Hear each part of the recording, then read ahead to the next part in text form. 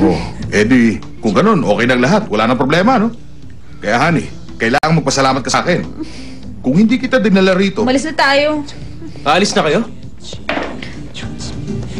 Hindi ba meron ka pang in-order na black tea? Yung black tea, baka pwedeng balikan ko na lang yun bukas. Ano? Yung black tea ko, babalikan ko na lang. Hindi pa pwede yun? Hindi pwede yung gusto mo. At saka, ayokong bumalik ka pa rito. Kaya huwag ka nang pupunta rito bukas, ha? Hindi naman kita abalahin eh. Customer ako. Kaya hindi mo ako pwede ipagtabuyan. Hoy! Hindi to dapat malaman sa bahay. Kung ganun, pwede na akong bumalik bukas?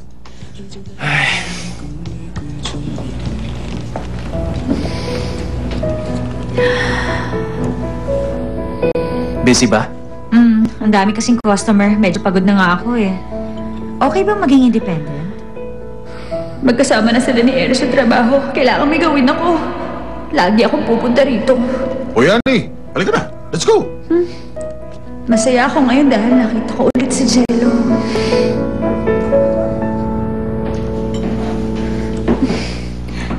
Good evening! Nandito na ako!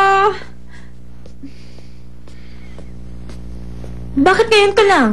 Nakapaghanda na ako ng dinner. Halika, kain na. Nag-dinner na po ako sa labas. Oos talaga? Matagal kitang hindi nakitang nakangiti ng ganyan. May maganda bang nangyari? Po? Wala naman po. Simula nang umalis si Jello, lagi ka nalang malungkot at nakasimangot. Talaga nag-alala ako sa'yo. Alam niyo po, tita, kanina si Jello... Hindi to dapat malaman sa bahay. Ano? Nagpa-part-time si Jello sa isang family restaurant? Ang sabi niya, huwag ko raw sasabihin sa inyo. Doon po ako nag-dinner, Tita Raquel. Oh my gosh! Nakakatuwa naman yun, honey! Gusto ko siya makita. Narinig mo ba yun? Nagtatrabaho ang kuya mo bilang waiter. Opo, gusto ko rin siya makita. May naisip ako. Tayong tatlo. Doon tayo magdi-dinner bukas. Ano?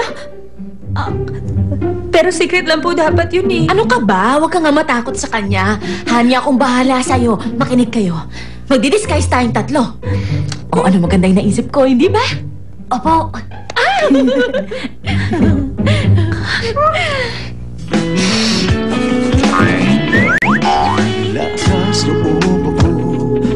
Waiter, ano bang special nyo ngayon? Fried yam salad. Natikman ko na yun eh. Alam mo kung anong oras lalabas si Jello?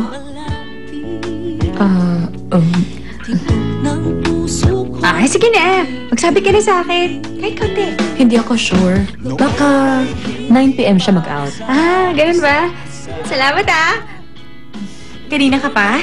Hindi. Kalalabas ko lang din. Talaga? Mabuti naman kung ganon. Napagod ako. Pareho lang siguro sila ng way kaya magkasabay sila. Tama, ganun nga. Naiiwasan pa, hindi tulad